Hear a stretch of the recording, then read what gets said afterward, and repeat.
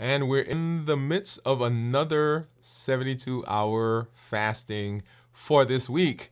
We're a little early today, but I am right now just at about 60 hours or so, a little bit more than 60 hours of fasting. And you get to see right now what my blood sugars are. We get to do some review on fasting, how to prepare for the fast, how to get through a fast successfully, and how to break the fast so that we continue to get the benefits that we are looking for when it comes to our metabolism. Hey, if you're new to me, I'm Dr. Dwain Woode. That's Wood with an E. The E stands for endocrinology. Here on the channel, I educate, I empower, and I encourage you to take charge of your health and your life, avoid complications, and go to the next level. And in this year, that's right, new year, new you. I'm talking to adults with type 2 diabetes who want to reverse their diabetes, who are interested in metabolic health, getting off of medications, improving their weight, lowering their blood pressure, helping with their cholesterol, fatty liver, and all of those associated metabolic diseases. That's what we do right here. And we are doing our fasting check-in today. If you're new to me, go ahead and put new in the comments as well, because I'd love to welcome you with a hand clap and some music and let you know that I am happy that you're here. If you're new and you do have questions, go ahead and put those in the chat because we'd love to get to those as we move through our show and answer those. So I'd be able to look at those and see that there are questions that are coming out.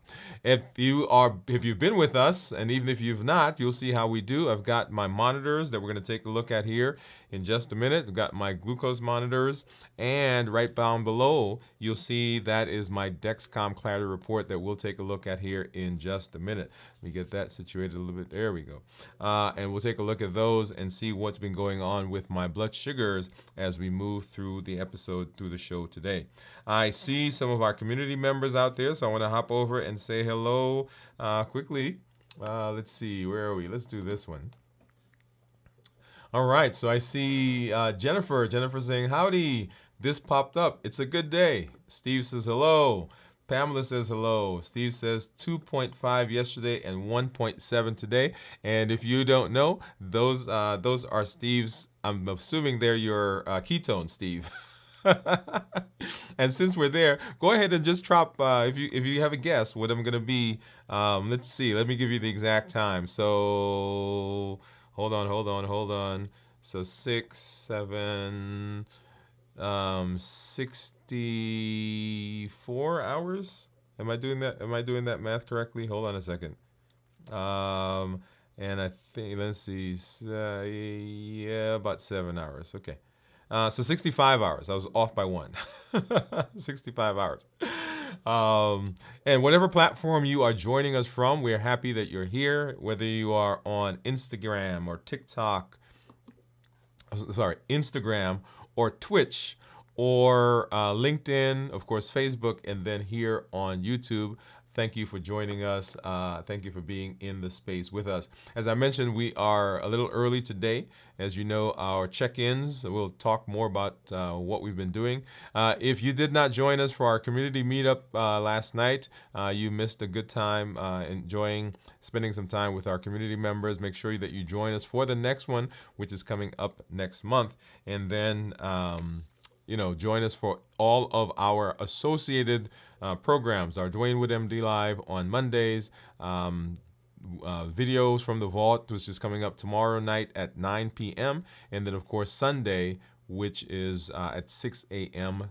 Central, and then, of course, Dwain Woode MD Live again on Monday coming up in the new week. All right, so let's talk a little bit about what we're doing. So fasting. Why are we talking about fasting, and what are we doing in this space? If you have been watching the news, if you are familiar with metabolic disease, you know that diabetes is running rampant.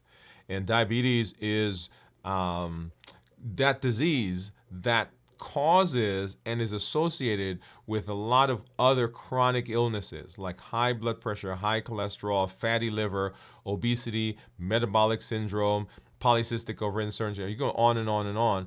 And there are associated diseases, associated conditions that go along with diabetes. And for those of us who are in the diabetes space, those of us who suffer from diabetes, those of us who are associated with people with diabetes, you know how devastating this disease can be. So we see it in the office. If you have a family member or a friend or someone who has diabetes, you know how all encompassing their diabetes can be, affecting so many different areas of their lives. With that in mind, the path that we've been on, this journey that we've been on in the New Year, New You process is, how do we reverse diabetes? How do we get people off of those medications, improve their overall metabolic conditions, and set them up for success as they move into the future? So that's what we're doing here on Dwain Woode MD. That's the platform we've been doing. That's the shows that we do on Mondays as we move through that pathway as we go down that journey. And so several tools that we've learned in the process are, fasting, better balanced bites, emotional intelligence, how to create meals, how to look at our medication to see what medications we should adjust, community that we're developing. So all of these are tools that we're working with. And one of the big tools, of course, is fasting. And so the question that we all have is, how do we fast successfully? And so on Mondays, on our Dwain Woode MD Live, we walk through the path, we walk through the journey, and then on the check-ins, we say, okay, what are things that we need to know so that we can be successful in our space, in this space of fasting? How do we apply this tool, and how do we do so in a way that gives us the maximum benefit? And so when you see the shows that we're doing when we're doing the check-in, that's what we're talking about. How do we maximize the benefit of fasting? Now, for those of you who have metabolic conditions that are not diabetic, and metabolic conditions come in lots of different flavors.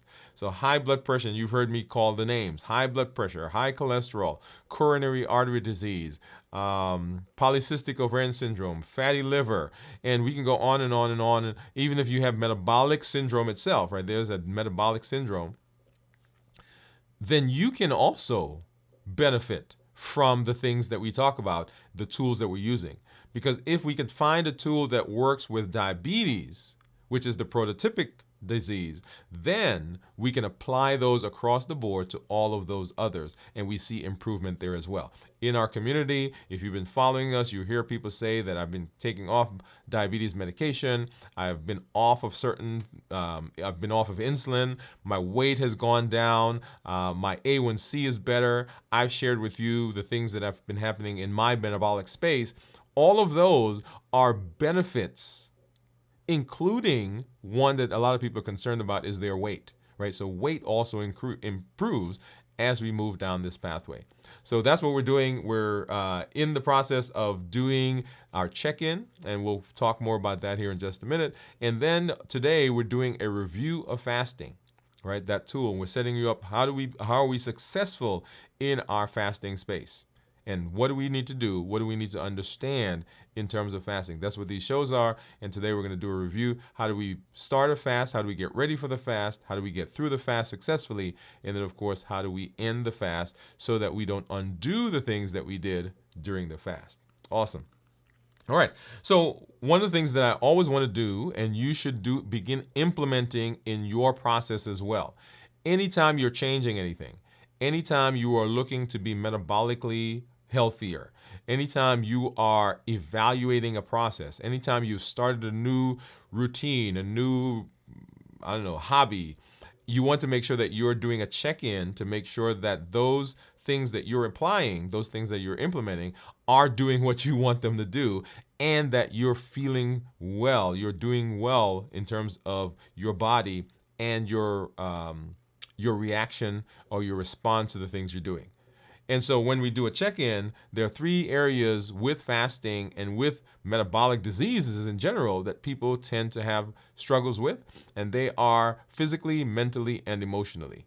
And so when I do a check-in, when we come on, those are the areas that I want to hit. Number 1, for physically, so I am rested. I am not feeling tired. I went to bed last night and I woke up. I got to sleep in a little bit today. I didn't have my team meeting until 8 o'clock today, and I didn't have to go to it. It was virtual.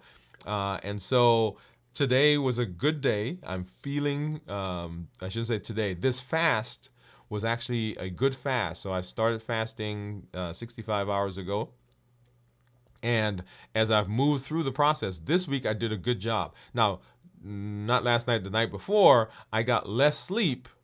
And so I was feeling that a little yesterday. But right now, I'm not feeling sluggish. I'm not feeling drained. I'm not feeling weak. I'm not feeling tired.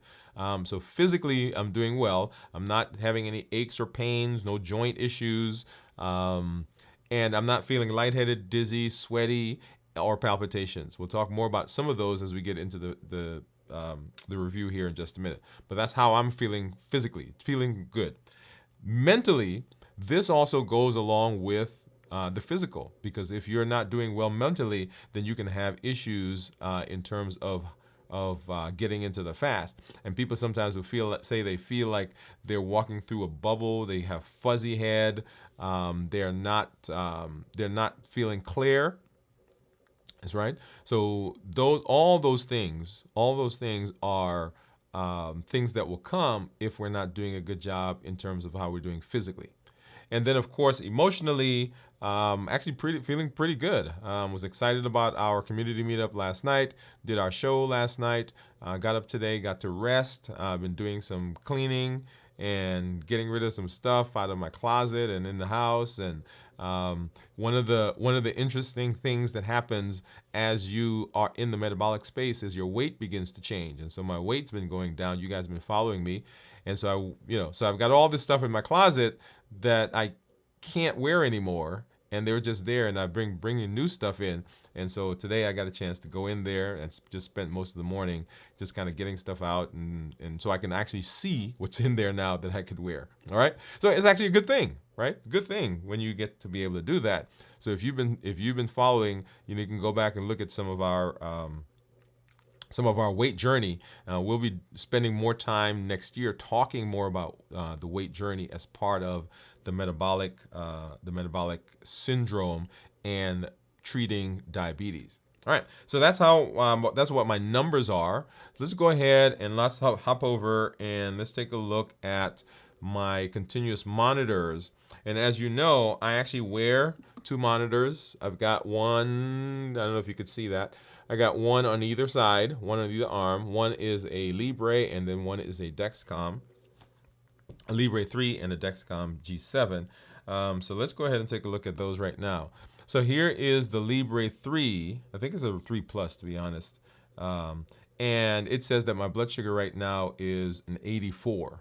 Okay, so 84, and you'll see down there near the middle of the bottom, you'll see that darkish gray bar, and then going through it, that's my blood sugar, which has been there, which you're seeing there for the last 12 hours. And so for most of today, I've been below 100, right? So below 100 for most of the last 12 hours at least.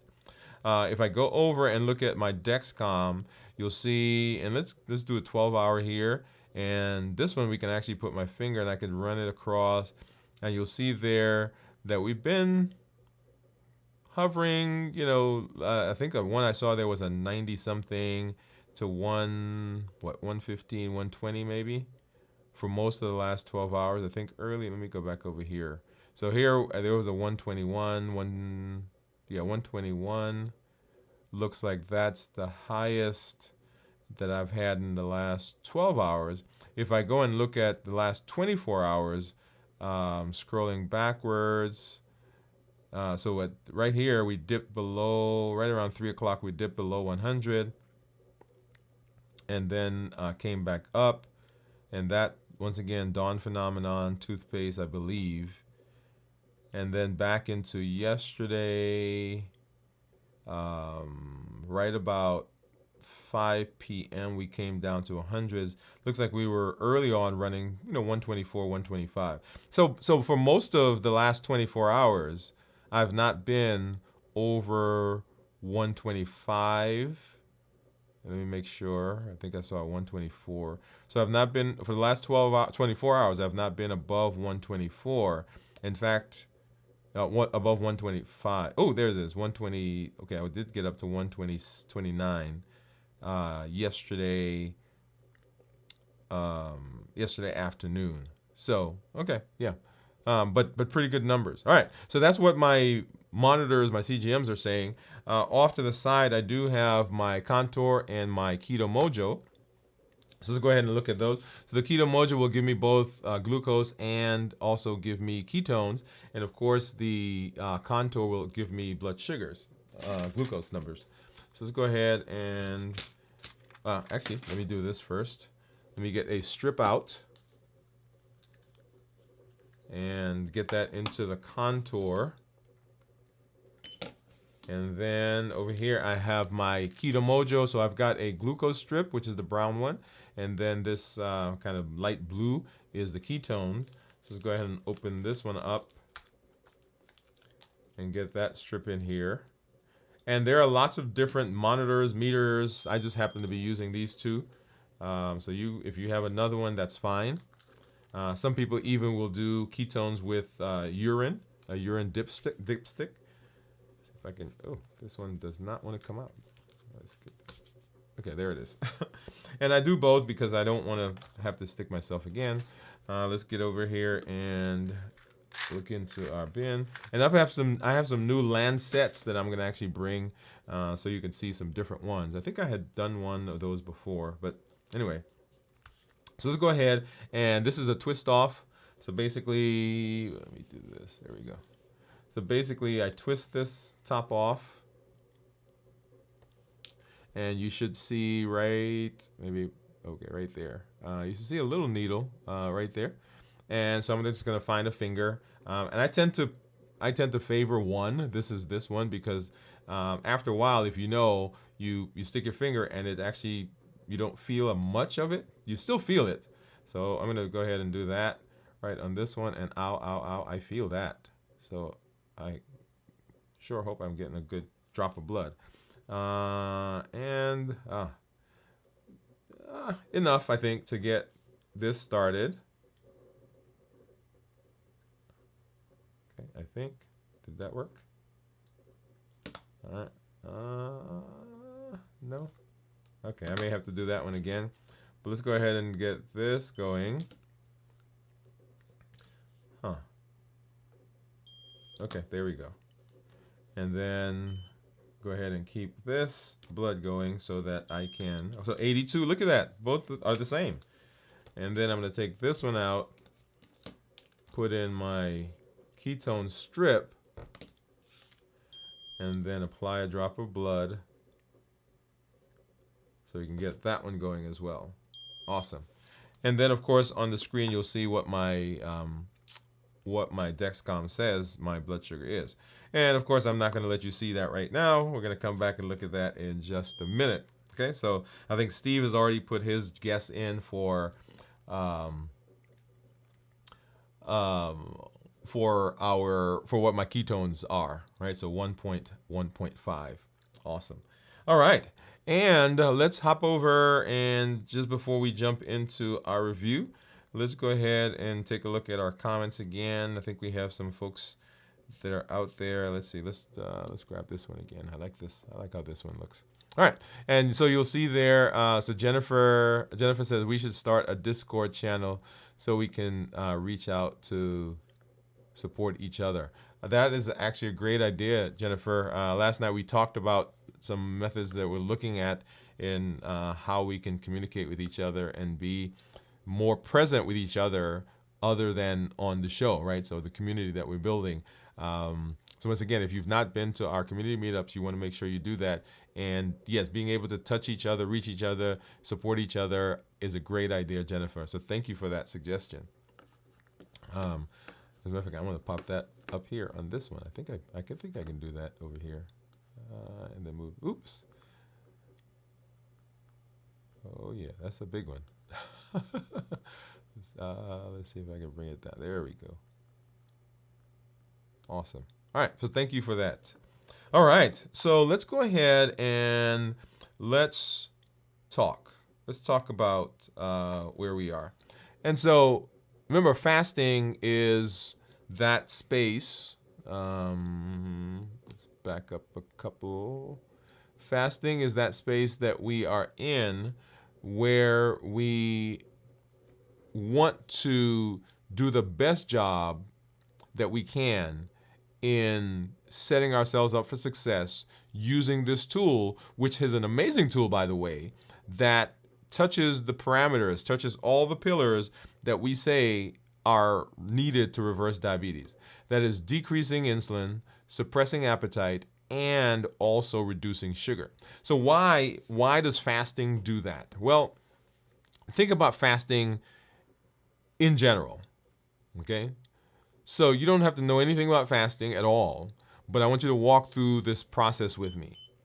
If I fast, that means I'm not eating anything. I'm not ingesting anything. By virtue of that, I'm already decreasing the amount of sugar that's in my body, right? We say reducing sugar. That's pillar number 3. When we don't eat, we're reducing sugar. We're reducing the amount of sugar that's in my body, even if I'm not doing an extended fast. And so sometimes people will say, well, I can't fast because they're thinking of an extended fast. An extended fast for us is anything 24 hours or longer, okay? So even if you're not doing an extended fast, if you fast for 8 hours, during those 8 hours, your blood sugars get lower. If you fast for 12 hours, during those 12 hours, your blood sugar get lower. As a matter of fact, if you fast for 2 hours, during those 2 hours, your blood sugar is actually starting to go down. So fasting does not have to be an extended fast. Anytime you are not taking food in, by virtue of not taking food in, you're already decreasing sugar or reducing sugar because you're not eating. When we reduce sugar, our body does not have to produce insulin to combat the spike that we would get from the sugar. So whenever you eat carbs, you eat sugar, you eat candy, you eat cakes, you eat pasta, you eat even vegetables, starchy vegetables, non-starchy vegetables. Your blood sugar goes up, and your body, if you're not diabetic, or if you are diabetic and you're taking insulin or you're taking medications, then one of the things that some of those medications will do is they'll make your body produce insulin so that the insulin that your body produces now brings the blood sugar down into the normal range. So if I'm not eating, I'm not introducing anything that has carbohydrates or sugar, so my body doesn't have to produce insulin, or I don't have to take exogenous insulin to treat the blood sugar. So we've now hit pillar number 1, which is decrease insulin. So we fasted, blood sugar goes down, I don't have to have insulin goes down, or I don't have to have as much insulin goes down. Now, why is it important to have insulin go down? Because insulin is the culprit. When insulin comes out, insulin does its job in decreasing sugar, glucose, which is one of the things that it does. But whenever we have excess, when we have hyperinsulinemia, there are some downstream issues that happen that we don't anticipate or that we don't want. For example, when insulin is elevated, insulin will cause the vessels, your blood vessels, to get stiffer. When those blood vessels get stiffer, it's kind of like taking a hose and water is flowing through the hose, and you squeeze the hose. What happens to it? The water starts going out faster, so the pressure increases. That is one of the ways that insulin causes high blood pressure. So it treats the sugar, yes, but it also causes high blood pressure. Insulin, when it's elevated, too elevated, it disrupts the pituitary. The pituitary is one of those glands that produces the signals for our sex hormones, testosterone, estrogen, sperm production, and all those things. So when insulin is elevated, insulin disrupts the pulsatile nature that's required for women to have menstrual cycles. And because of that, women will develop what's called polycystic ovarian syndrome. So hyperinsulinemia, anovulatory cycles, and cysts on their ovaries, polycystic ovarian syndrome. So those are just two of the things that happens downstream for people who have elevated insulin. So if I can decrease the amount of insulin in my body, I'm setting myself up for metabolic success. Right? So we fasted, blood sugar goes down, insulin goes down, so we've hit pillar 3 and pillar 1 now. And because Insulin also is a growth factor. My weight goes down, and insulin stimulates the appetite. So if I'm not eating, blood sugar goes down, insulin is decreased, pillar 1, and now my appetite is suppressed, pillar number 2. So fasting hits all 3 of the pillars. And if we get good at fasting, if we do it well, if we do it successfully, then we are putting ourselves in a position to be metabolically healthy, and it is a tool to reverse our diabetes. So that's the power of fasting. That's why we fast. And so how do we fast successfully is what we're going to spend the rest of our time talking about. And so we want to know, right, fasting review, what are the things that I need to know? And when I talk about fasting, I really divide fasting into 3 different sections. I talk about fasting, and I thought I had that up here. Let me see. Maybe this is, nope, that's not the one. There are 3 things that I talk about when we talk about fasting. That is how we're doing, how do we get into the fast, how do we fast successfully, and then, of course, how do we break the fast? Okay, so how do we get into the fast? How do we prepare for the fast? How do we move through the fast successfully? And then how do we end the fast in a fashion that doesn't undo the things that we're doing, that we want to do there at the beginning? Okay, so those are the things that we're going to be talking about. And so let's go ahead and start talking about how do we prepare for the fast. Preparing for the fast. And the question is, why do we need to prepare for a fast, right? Isn't it just not eating? And the answer is not really. I should say not really, but no, the answer is no. That it's not just abstaining from food. In our space, we are talking about food. Now, people fast, use the word fast for lots of different things. Like people will say, I'm fasting from social media. I'm fasting from, I don't know, fasting from emails. I'm fasting from so many different things, right? So people say they're fasting. In this space, when we use the word fasting, what we're saying is that we are not taking in any calorie-containing nutrients. Right? So that's what I mean when I say fasting. We are drinking water. We are drinking unsweetened tea.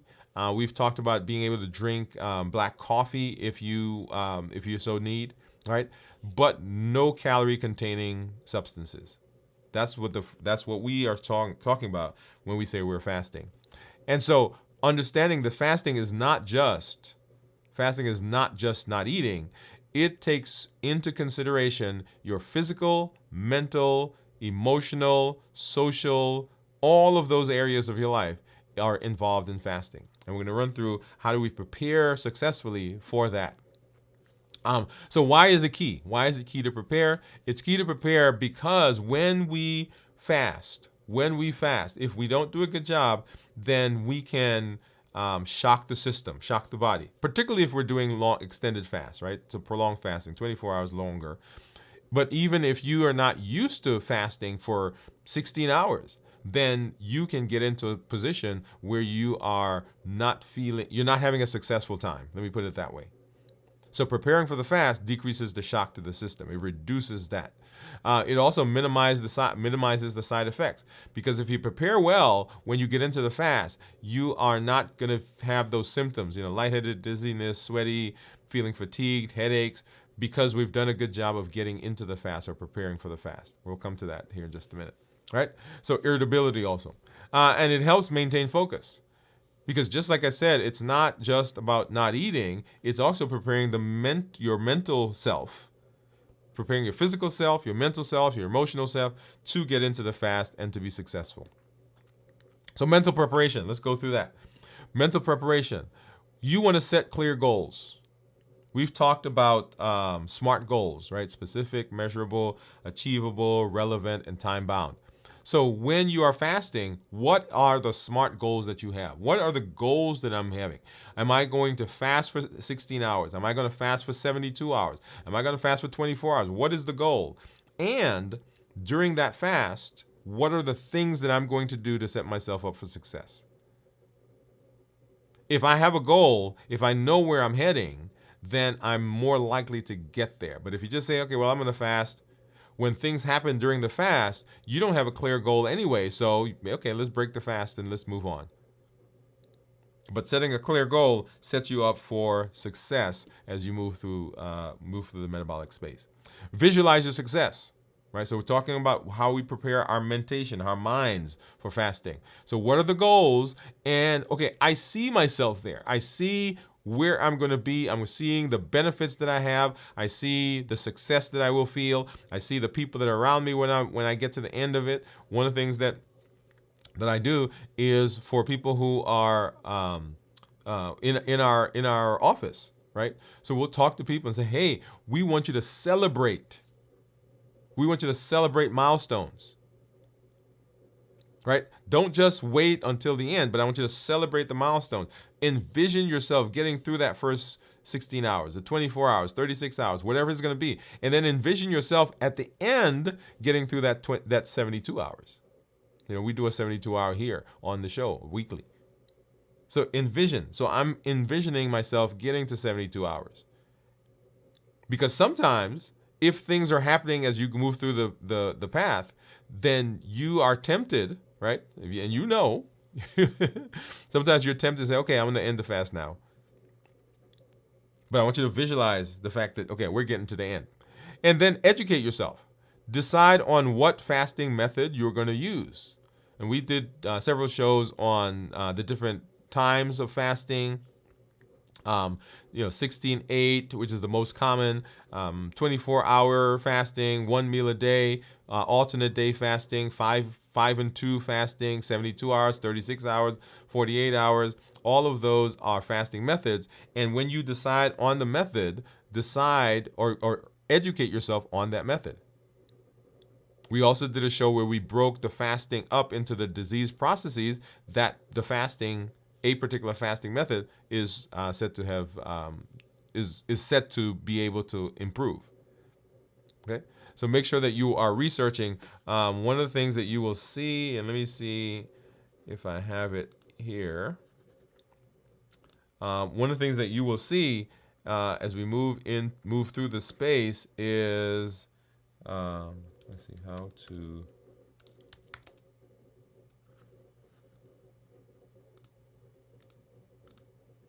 We have a little, and I can't pull it up right now, but I'll get it as we talk.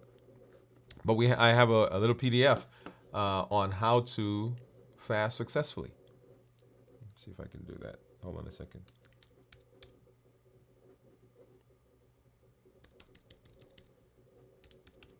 Right, but educate yourself as I pull that up. Educate yourself on the fasting method. And learn what you need to do, how it works, and what are some of the things that you need to put in place. And then affirmations. A lot of our successes occur, and a lot of our places where we have challenges occur not because we don't have a desire, not because we don't have a thought, an idea, a dream. It's because we don't have a structure. And so in this space, we're providing structure. And one of the things that you can do for yourself is put a structure in place that helps you with encouragement. Affirmations. I am fasting for 24 hours. I am improving my metabolic health. I am lowering my blood sugar. I am becoming more insulin sensitive. I am reducing my cholesterol. I am improving my blood pressure. I am improving my weight. My weight is going down. This method, what I'm doing right now, these next 24 hours, right? So the affirmations, they encourage you because there are times when you're going to need that. All right, so get through. So affirmations. Use positive affirmations to stay motivated during the fast. Nutritional preparation. So remember we said that it's not just about not eating. But during the fasting period. But now, during the non-fasting period, when you are eating, you want to make sure that you are doing a good job of preparing for the fast. There are things that you can do in your eating window that will enhance, make it possible, make it more easy for you to get through the fast, and the things you can do that can make it difficult, right? So we want to do the things that are making it easier for us to get through the fast. Okay? And so some of those things, number one, reduce your carbohydrates and your sugars. If you're coming into the fast with just having eaten, or the last whatever number of hours that you've been eating high carbs, high processed, highly refined sugar, then your body has that in it. Your insulin level is high. The body has to process the sugar, and because it has to process the sugar, it's producing insulin.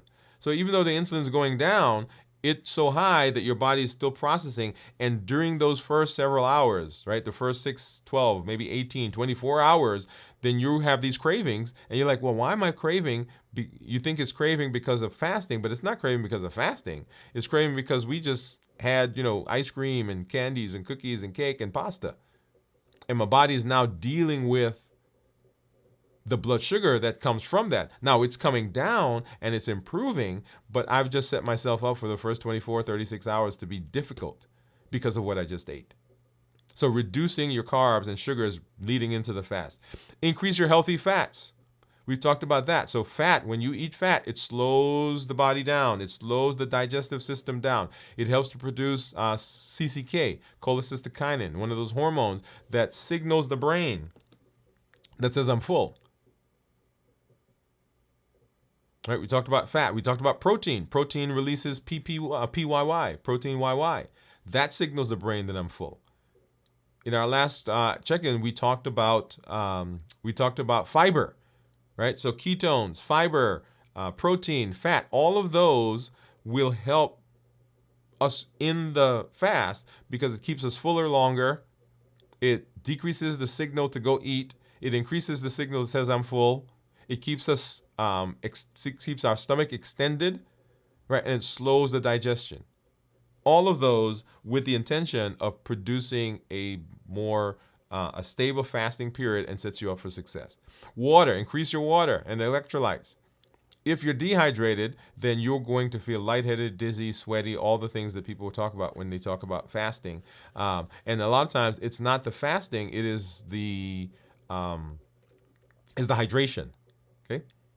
And then gradually reduce your eating window. Now, we've been spending some time in our community talking about this. We have one of our community members that this is what we are recommending. Begin with a longer eating window, and then begin making that window shorter and shorter and shorter. And it is a work in progress. It's not a one and done, right? So make sure you're walking through that process. All right, so that's nutritional preparation. The other place is, and we talked about hydration, making sure you're taking in enough water. Most of us during the fast will become somewhat dehydrated. I woke up this morning and realized that I had not been doing a good job of getting enough water in. Because when I woke up this morning, I felt I felt lightheaded. And so I started drinking this morning. And as I was drinking, I began feeling better, right? So got my cup, by the way. Okay. So make sure that you are hydrating. Make sure you're taking electrolytes. Most of us, just to break even, need to drink about half of our body weight in ounces. So whatever your weight is in pounds, divide that in two and drink that amount in ounces. So if you're 200 pounds, then you're drinking 100 ounces. If you're 100 pounds, you're drinking 50 ounces of water. Remember, 128 ounces is 1 gallon. So if you're like 115, 120, then just say gallon, 1 gallon. And that's just to maintain hydration. If you're fasting, you're probably going to need more. Okay, I'm not saying everybody needs a gallon, but that was the calculation, right? So whatever your calculated amount is what you should be drinking, and you're actually drinking a little bit more than that. All right, drink herbal teas as you're preparing for the fast. This will calm you. Calamine lotion, calamine tea, peppermint tea. It will calm the stomach. It will get you ready, put you in that state, that mood, right? So all those things, whatever we can do to set ourselves up for metabolic success. And then for physical preparation, number one, make sure you are rested. If you're not rested, then you're going to feel the changes in energy, more profoundly. So when your body switches from burning glucose to burning ketones, you're going to feel that more profoundly, right? So engage in light exercise. So don't go out and try to run a marathon while you're fasting, right? So if you're exercising, just make sure you're doing light exercises. If you're doing fasting workouts, that's a whole different story. We've talked a little bit about that. These are people who are trying to enhance their growth hormone, because growth hormone helps to build muscle. So during fasting, growth hormone goes up, and the body uses ketones, and it loves ketones in terms of building muscle. And so there are people who do fasting workouts because they feel like they get bulked up more readily, easier, without as much difficulty. So you want to reduce your exercises 1 to 2 days to light exercise, avoid fatigue. Aim for quality sleep. If you're not rested, then fasting doesn't go well, right? Make sure that you are sleeping well. And we tell people they should have between 7 to 8 hours of sleep at a minimum. And then begin reducing your caffeine and energy drinks, because if you don't, then you can go through some withdrawal period during the fasting. Get rid of those symptoms. And then your environment. Clean up your environment. Don't have things around you that are triggers. Don't have food around you that you know is going to make it difficult for you to eat, to fast.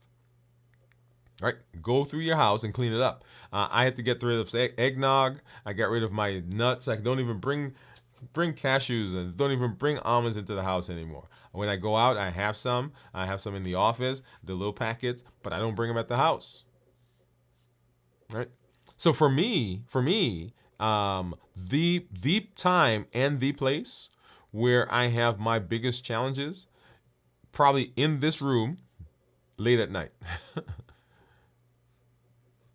right? Because that's when I'm actually calming down after I've done my show, after I've been in the community, after I've done all the things I need to do, social media, right? So I'm now starting to wind down, right?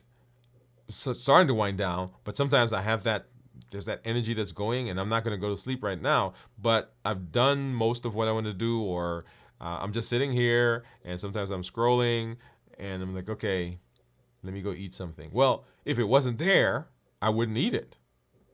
I'd probably find something else, but you get the idea. So don't keep around you the things that are going to push you to eat. So create fasting-friendly zones. Your house, your studio, your office, wherever you work, right? Don't have those things in there. A lot of people have little refrigerators with snacks and so. There's no reason for snacking. There is no physiologic reason for snacking. It is all here, right? There's no body requirement for snacking. So whenever we say, okay, I'm going to get some snacks, right? We've conditioned ourselves to snack, but there's no reason for snacking. So prepare fasting-friendly zone, and then prepare distractions. Have things scheduled so that you are able to get engaged with them, right? For me, I need to, as soon as I finish here, try to get to sleep. But of course, because of the energy that comes from being with you, sometimes it's hard to go to sleep right away.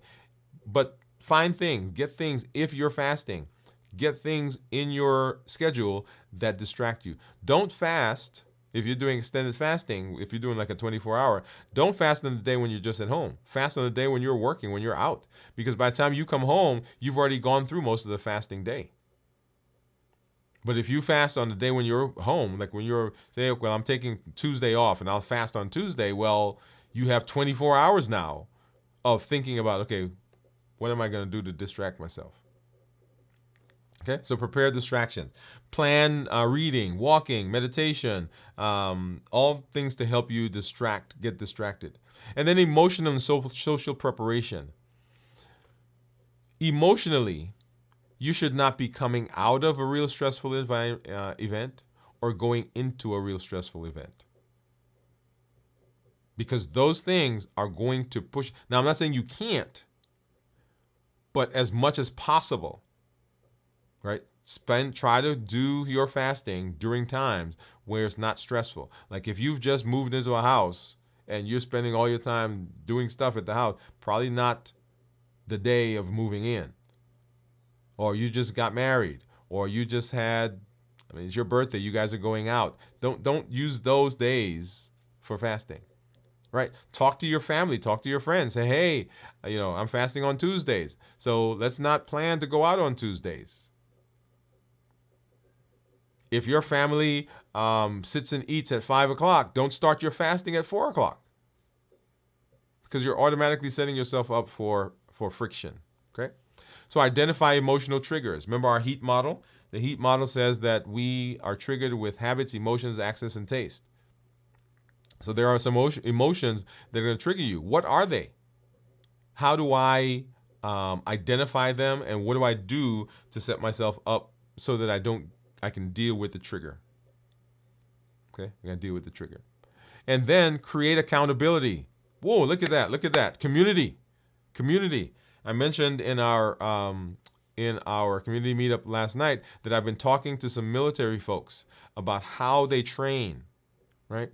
How they are able to get a bunch of people and train them to go towards danger when they have a mission, when everything in them may be saying go in the other direction. And a huge part of the training has to do with community. The people that are in the foxhole with you, the people who are in your unit, we're relying on each other. They're leaning on me, I'm leaning on them. They know I've got their back and they've got my back. So community is huge. So set yourself up for success by creating accountability. Join a fasting group. That's what we're doing. Okay? And this motivates you, it carries you, it pulls you. So set yourself up for success. And then, some takeaways. Get lots of rest. Goes without saying. Stay hydrated, reduce stress, and eat nutrient-dense meals. Nutrient-dense meals, those are those balanced bites, right? So everything that we're eating during our eating window, everything has a signal. It's not just food. It has a profound effect on how our body functions and how our mind thinks even. So make sure that you are fueling your body with balanced bites, balanced food. That is part of what we're doing. And then that is the success that we have as we're preparing for fasting, right? So getting into the fast. How do we do that successfully? Remember, it's not just about not eating food. It's about all the things that go on in the eating process.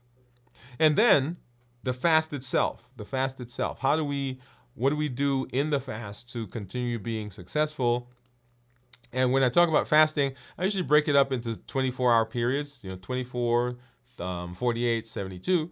But we talk about it a little bit more granularly, a little finely. And we're going to talk about what goes on in the first 6 to 12 hours, then 0 to 6 hours, 6 to 12 hours, and so forth.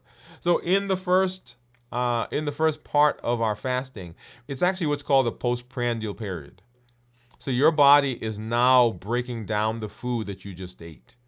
The body is still processing. You just finished eating. It's been 3, 4, 5, 6 hours. Insulin levels are high because the stuff you ate has carbohydrates in it. And most of us are eating things with carbs. Even if you're doing a ketogenic diet, you have some carbs in there.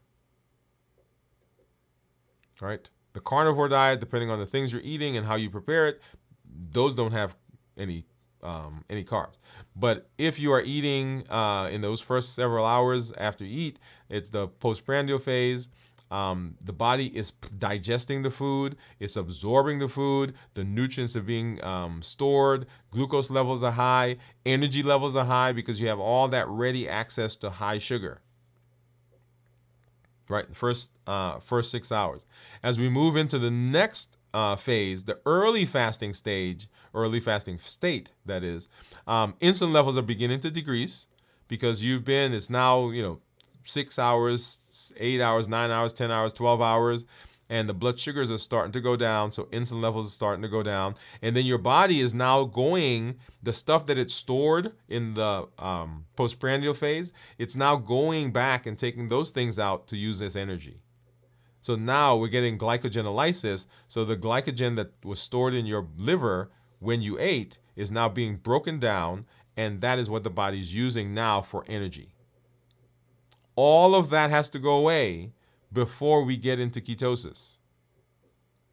All right, so energy levels are beginning to fluctuate as the body begins now to transition from using circulating glucose to glucose that's now being broken down from the liver. Okay, so remember a couple of phrases. So when we're first eating, glucose is running around the blood. The body takes that and it puts it into the liver, and it uses some of what's circulating in the blood. When the sugar that's in the blood goes away, then it turns to what's in the liver and it begins breaking the glycogen down.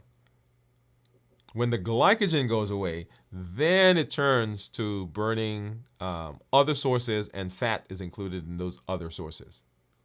Okay. So the next is our transition to using fat. So glucose levels continue to go down. The body goes to the liver and is breaking down glycogen. And then once the glycogen starts to go away, then the body now says, hey, I need to go access what's in the fat stores. So the liver now starts to do gluconeogenesis, which is creating sugar from non-carb sources, like fat.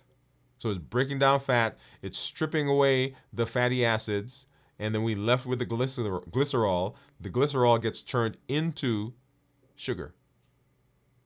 And people may feel a dip in their energy, some irritability. So right now, right, so we're not using sugar anymore. Now we're using fat, and some people will get irritable. Remember, if we set ourselves up for success, if we do a good job of preparing, when we get to this space, if we've rested, if we're hydrated, if we get good electrolytes, if we are visualizing, right, if we have community, if we have distractions, then we don't feel this as profoundly. But if you're not, then you're going to feel this as a dip.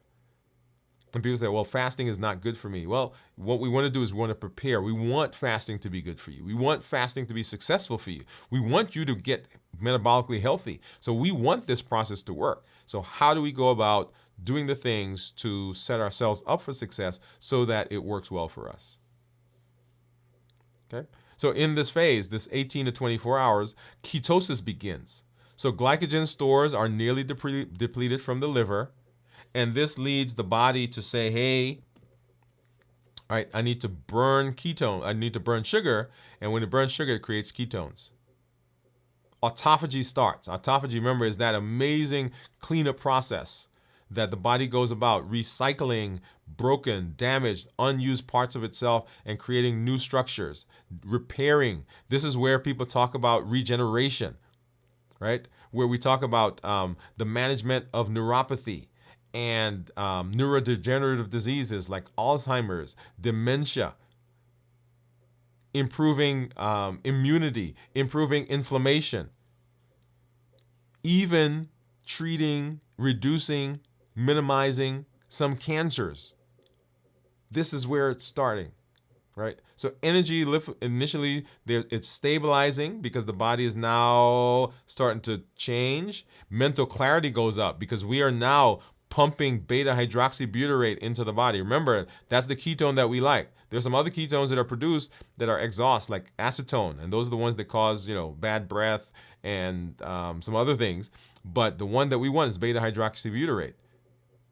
And so the body's now using that and it's saying, oh, this is a good source of energy because it's not fluctuating like sugar because we have a constant source that's coming out, right? So this is the 18 to 24 hour period. As we continue moving through the process, we are now going to the 24 to 38 or 30 hour incidents. I think I did that. Did I do that right? There we go. So the 24 to 38 hours or 30 hours. Fat adaptation. So significant increases are going on now in ketones. So the body has actually used up all the glycogen, most of it, and we say, okay, now we are in earnest using ketones. Fat oxidation increases, more fatty acids are converted to ketones, energy levels are stabilizing now, and the body becomes more efficient at burning ketones for energy. Hunger goes away, should go away, improves, because your body now has energy. So once I get through those first, I don't know, and now for me, because I'm very flexible in my metabolism, after probably the first couple of hours, when I say couple, I'm like 1-2 hours, then I'm not hungry. And it also has to do with what I ate before I came in to the fast. So if I did eat things, that are high carbs and so forth, then when I come into fast, yeah, it's difficult those first couple of hours. As a matter of fact, this past time when I fasted, you guys saw that that's the whole eggnog story, right? So I came into the fast after drinking eggnog, and so my blood sugars were still up. And I made a point in our check-in the last episode that this fast, it took me longer to get my blood sugar below 100, because of what I'd eaten prior to the fast. So if you come into the fast with blood sugars that are higher, then it takes you longer to get to ketosis. So don't forget that. And we want ketosis as quickly as possible, and we want as much ketosis as possible in terms of our duration, because that is where we're getting the metabolic benefits. That is where we're getting the weight loss. That's where we're getting the autophagy. That's where we're getting the appetite suppression. That's where we're getting the hunger suppression. Okay? So make sure that you are understanding that depending on what you're eating, remember, balanced bites. Every bite counts. Every bite counts. All right. And then, so that's how we get through the fast. And in this process, make sure that you are also hydrating, getting good rest, reducing your stress. Remember, those are the takeaways, right? Get lots of rest, stay hydrated, reduce stress, and in this case, we're not eating nutrient-dense meals, right? But the first three there help us in the fasting process. And then, of course, we cannot do anything in the fast, pre-fast, and then undo it when we break the fast. Right? So what we want to do is we want to set ourselves up in the fasting space to be successful. So as you're breaking the fast, it is just as important as what you do in the fast. So remember that it's not just about not eating. All the different phases of fasting are important. And so we're going to talk now about breaking the fast. How do we break the fast? Because the things that we do in the breaking of the fast can undo some of the things that we had, the benefits that we had in the fast itself. So number one, I want to talk about what do we do in terms, here's some tips, some brief tips. Number one, monitor blood sugars. Yes, I said monitor. If you don't have a monitor, go out and get one. If you want to do a continuous monitor and you're not diabetic, there are some over-the-counter ones that you can purchase. But it helps because you want to know what's going on. What is my body? How's my body reacting to the food that I'm eating, the activities that I have, the things that I'm going through? And the only way to do that is by monitoring, right? You want to make sure that you're having good portion control. Remember balanced bites. When we talk about our balanced bites, one of the things that are in the balanced bites is portion control. We fuel our bodies with balanced bites. So portion, appropriate portion sizes. Because often, and I put myself in this category as well, because it's healthy, we tend to eat a lot more of it. Or we intend to eat more of it. Okay? A lot. I'll put myself a lot. A lot more of it. So portion control. And then eat slowly. If you're eating quickly, then you're not savoring the food. You're not enjoying the food. And I think I should add that to the balanced bites. But eat slowly. Savor the food. Enjoy the food. If you don't, then your body is actually the food's going to go down, and then you're going to be hungry. Body's going to say, well, I didn't have anything that was satisfying. Okay, so eat slowly. And then avoid sugary processed foods, high carb foods as you're breaking the fast. Because if you don't, the thing that you break the fast with is what's going to be staying with you for the next 12 to 24, 36 hours. Because it's going to stimulate your appetite. Right? And now we're undoing the things that we did in the fast itself. So make sure that you don't do that. All right. And then, let's see, where are we? Okay, here we are. And then hydration. Make sure that you are hydrating. Make sure that you're doing what you need to do in terms of hydration. So water, coconut water, unsweetened, herbal teas, those are all good ways to hydrate as you're moving into the breaking of the fast. And then what are we going to eat? What are we going to eat? We want to start out with protein. Protein and fat. So we'll come to fat in a minute. But proteins. Remember, proteins make you feel fuller longer. They release that protein YY.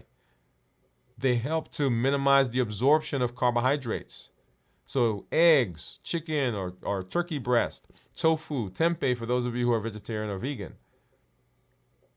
All of those are good options for the protein that you are going to eat. And then, of course, fats, healthy fats like avocados, nuts, seeds. All these are beneficial. All these are good ways to add to the content of our food. Remember, the content of the food, the things that you put together, the composition is a better word probably. The composition of the food that you eat, very important.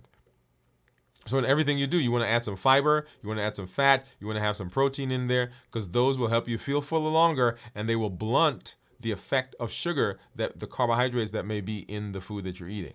So avocados, nuts, seeds, chia seeds, flax seeds are high in omega-3, and those are very good in fiber. And then broths. Broths are very important. You can use those for hydration, and I recommend breaking the fast with broth, vegetable broth, if you're a vegetarian or vegan, bone broth, break it with a broth, and after you break it with the broth, then come back and you can add additional things, like a light salad, some chicken. Like I've got a salad that I brought home from yesterday that I'm going to be using to break my fast, after my broth. Because the other things that I've used, like you guys said, I've used cheese and what else? Cheese and nuts and all those things. They still stimulate my appetite because there's enough sugar, there's enough carbs in them for me. Maybe it's just the amount that I'm eating. Okay. So some considerations when we're breaking the fast: choose foods that help maintain stable blood glucose levels, right? That are also nutritionally beneficial, balanced bites. They're gentle on the digestive system. And this is important because this will set you up for success. As you're talking about food, we want to have low glycemic index foods, lean protein, healthy fats, and hydration. And really, if you concentrate on balanced bites, remember, balanced bites are the bites, balanced bites, the things that fuel our body, the things that fuel us. Those are the things that are beneficial to us. So as you're breaking the fast, I want you to think about balanced bites. Incorporate that into your eating window. And that's going to be amazing for you as you move into the space of breaking the fast. Awesome. All right, so let's see. I think we've got some comments out there. Let's go ahead. Let's drop back and let's see. Here we are. Okay, so Steve, let's see, so let's go back up here. So Steve says 1.5, so we're coming to that in just a minute. That's Steve's guess for my ketones. Jennifer, we said we should start a Discord. Steve said, great point about the snacks. I had that problem. Let me put this one up here. Let's see, hold on a second. Great point about this. Let's do this. So Steve says, great point about the snacks. I had that problem for decades. I wasn't hungry, but I'd find myself eating. Yes. So snacking. So most of us, the extra calories that we take in, they come in a snacking. So it's not that people sit down and eat a whole lot more at the meal itself, but after they finish the meal, then they start snacking, and so we got lots of extra calories that will come up there. Okay. Steve said my snacking got me in the shape that I'm in now. Pamela says, me too. Pamela says, me too. Let's see. Let me go ahead. I'm going to pop this one up. Oh, what did I do? Hold on a second, guys.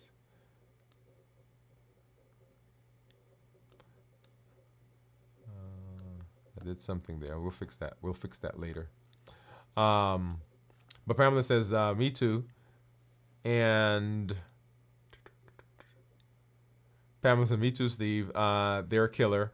Jennifer said, I visited the butcher this morning. We have a beef going to butcher next week. I requested to keep bone so I can make beef broth. Yeah, yep. There you go. And then Steve said, I loved when we had cows for beef. Delicious. Oh yeah. So eating, if we do eating well, Balance bites. Remember that. If we do eating well, eating can be enjoyable and eating can be nutritious and eating can set us up for metabolic success. But it is the extremes that we have become accustomed to. It is the habits that we've become used to that cause us to have metabolic problems. But eating is a good thing. Eating is how we get nutrients. Eating is even good. I shouldn't say even. Eating is good also for some of the socialization that we do and some of the other things that we do. Eating is good, but we have not learned how to balance what we do when we eat. And that's where we run into trouble, run into problems. Okay? All right. So. Remember, limitless living.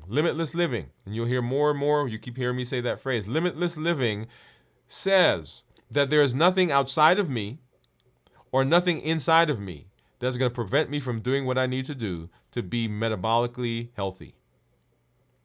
So there's nothing that anybody can do. There's no conversation that they can have. There's no hurt feelings that they can create. There's no anger that they can elicit in me, or there's no memory within me. There is no depression. There is no other feeling within me that's going to prevent me from going to where I need to be metabolically. What does that mean then? If that is the case, if I'm living a limitless life, that means I've got to deal with the fact that that person just hurt my feelings. I've got to deal with the fact that my boss didn't like my presentation. I've got to deal with the fact that I'm having a relational issue with my spouse. I've got to deal with it. It's not that the issue is not there, but I've got to now deal with it so it doesn't become a roadblock in my metabolic health. That also means that there are things in me. There are memories that I've had. There's trauma that's gone on within me. There are ways of living, ways of being that I've never learned healthy ways of dealing with. So now I've got to confront those so that they don't prevent me from being where I need to be in terms of my metabolism. The buffering that we do, the buffering comes from those things within us that we've not dealt with, or that we've dealt with in a way that has been avoidant, that has been standoffish, that protects us, but sometimes we've got to push through that. You may need counseling.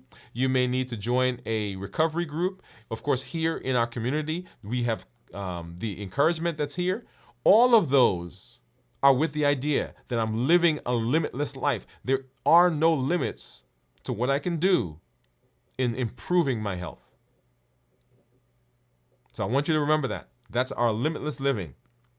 Join us as we move through the space. When you come, join the challenges. Practice. The second thing that the folks from the military tell me, in addition to community, is practice. You cannot get good at something until you practice. We don't want to be unpracticed. We don't want to be the practiced people, but we want to be the trained people. We'll talk more about that. If you've not been to our community meetup, we talked about that last night. Okay? So make sure that you are doing that. You are practicing the challenges. Make sure that you are sharing your story. Let us know the successes that you've had. You're losing weight. Your blood sugar's improved. Your A1C is better. You have come off of diabetes medication. Your fatty liver has decreased. All of those are benefits, and we want to share with you. We can enjoy, we can applaud you, and we know if you can do it, we can do it as well. If you're having challenges, if you're having places where you're having difficulty, let us know, and we can come alongside you so that you know that you're not alone, and then we know that we're not alone. We lean on each other. You're leaning on me, I'm leaning on you as we move forward in this space. And then tell somebody else, invite people to the space, let them know, hey, there's a place where we can go, where we can learn to be healthy, where we can learn to be metabolically better, where we are learning to deal with life so we can live limitless lives. Limitless living. Unlimited. And all of this comes with our Triple E formula for success. We educate, we empower, and we encourage. We educate with the podcast, we educate with the blogs, we educate with the show. We empower with the tools that we're learning, and we encourage with the community. Love it, love it. I always like being here with you. I love being in the space. Thank you for coming through, everybody. Join us for Video from the Vault tomorrow night at 9 p.m. Central. That's Saturday night for This Week in Review on Sunday morning at 6. And then we're back here next week on Monday at 7 p.m. Central for Dwain Woode, MD Live as we move into the holiday week, y'all, and spend some time with family. So make sure you join us as we move into that week. Thank you for being here. Glad to be here. As I always say, this is Dr. Dwain Woode. That's Wood with an E. The E stands for endocrinology. Here on the channel, I educate, I empower, and I encourage you to take charge of your health and your life, avoid complications, and go to the next level. And in this year, new you. We'll see you in the next episode. Bye-bye.